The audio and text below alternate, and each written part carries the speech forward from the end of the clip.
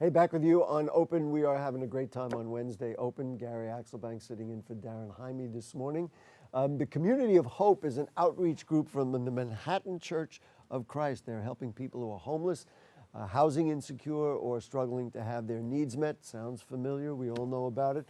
Joining us now to tell us more and give us details is the Community of Hope Minister of Homeless Outreach at Manhattan Church of Christ. It's Carl Garrison. Mr. Garrison, nice to have you with us. Likewise. You sat down here, we're going to tell the truth, and you said it's all about community. So I want you to explain to me what you mean by that, and certainly people in the Bronx will understand that instinctively. I think many times these programs and churches and groups, we work on the social justice aspect of it, housing, people who are food insecure. But what you miss sometimes is the community aspect, the day-to-day living of people in the community, the guests. So we try to, I'm there for 30 years, try to fill the gap. As we're working on housing issues, vouchers and referrals, we also provide a place people can come, get some great grub, holiday meals, gift bags. I'm an artist and my background's in the arts.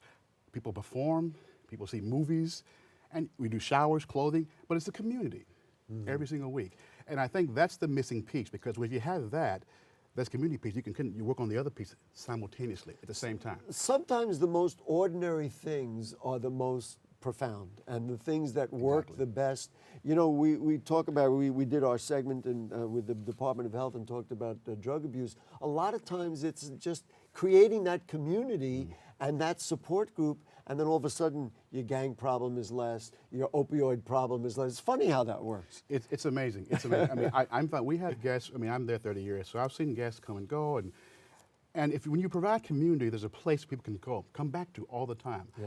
And many times when people get housing, they still come back to volunteer and to sort of lead some of our programs. So it's really, you can tell I'm very excited talking about it. But I've seen brothers and sisters come, and they can't wait to be a part of this ministry, to be part of the work, to help somebody else. That's what I was saying. It's you were talking. You use community. I'll use the word family. Okay, it's all part. thing. It's all part of the same thing. Let's talk about people who are homeless. I mean, you know, there's an obvious stereotype that's out there about them. Horrible. But I think I saw a stat just the other day. It was something like 30% of the homeless population in New York, which has exploded, are working families. You know, I don't have the numbers in front of me, but that changes the whole dynamic of who they are. Well, you know,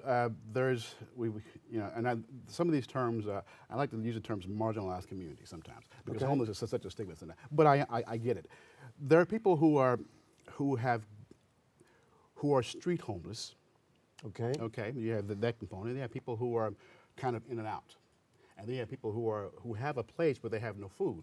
So it's a hybrid. It's fluid, and I think when you address this issue, it has to be a fluid discussion, because it's not one thing, one size fits all. You know? So as a minister at the Manhattan Church of Christ, how do you look at that? And you know, I'm sure in your heart you'd like to save them all in every way possible. That was the goal when I began 30 years ago. I found out you couldn't do that. So how do you apportion it out so you can address those individual issues? I mean, it sounds it's overly simple. In 25 words or less. You know, you deal with people one person at a time. We have a spiritual ethic. We have a Christology about. We believe that when Jesus walked around, he created community. You deal with people. You know, you find out what the needs are, and you try to meet them. Simple. I mean, I don't say if you want a meal, see a movie, do poetry, you got to be part of this church dogma. I don't say that, man. That's crazy. So what I just say, hey, what do you need? How can we help? If we can't help, I'll find somebody who can. Simple. It's dignity. Just give them what people want.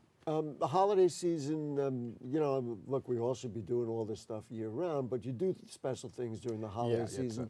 Talk about, you know, how you view the holidays and what this means to the population you serve. Well, I mean, I love the holidays. My kids love it. My wife loves it. Oh, who doesn't? For goodness sakes. And it's very special. Maybe Scrooge doesn't like it, but the rest of us. He came around though eventually, right? Yeah, I do recall. Yes. We do holiday meals. We partnership with schools, with the International School, the LRI School downtown, also Oz Moving and Storage, and they give us some gift bags. We gift bags, clothing, toiletry items. You know, we have this idea of abundance. I believe that the holiday times in New York City around this issue should be about abundance. So I order more food, double food, triple food. Get all, and I think if that's what I had when I grew up. I love that. You know what I'm saying? So that's just, I want to give that back, and this is make it normative for guests. You know, I guess I'm going to give you the balance is that on one hand, it makes you feel wonderful to do these things and all that kind of stuff, but it breaks your heart too when you see people. Well, I'd say regular people. All people are Yeah, regular it people. does.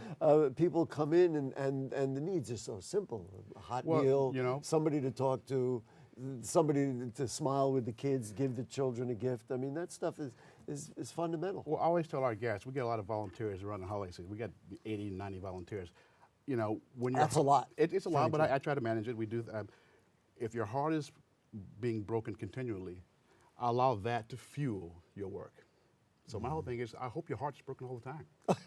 You know, right? Gee, thanks. I sincerely appreciate that. That I'm fuels working it. on That that. fuels it. I mean, it's sort of that's it goes somewhere. It's not, you know, you don't have to cry and all this guilt and just do. Simple. And what about funding for the programs? I mean, is it a continual issue? Do you get donations? Yeah, How do you do it? we have partners. We do a lot of funding ourselves.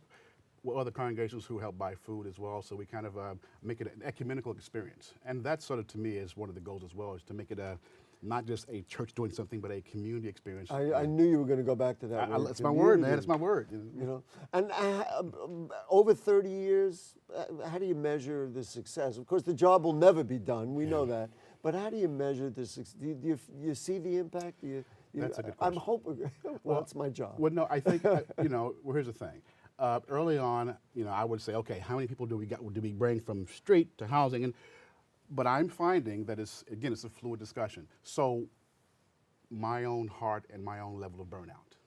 Am I still happy and joyful after 30 years? That's how I measure. Clearly, he is. Carl Garrison, the Community of Hope Minister of Hope, Homeless Outreach at the Manhattan Church of Christ. Thank you so much. Amen. And thank you, and happy holidays. You too. To you and all the people at the church and in the community. And then go to the website. We have programs this Saturday. I'm going to get it to you. For more information on Community of Hope, you can visit their website at manhattanchurch.org, manhattanchurch.org, right there. Or their social media at Manhattan_COFC. Okay, we got it? You're good, man. All right, stay tuned. We'll have more open after this.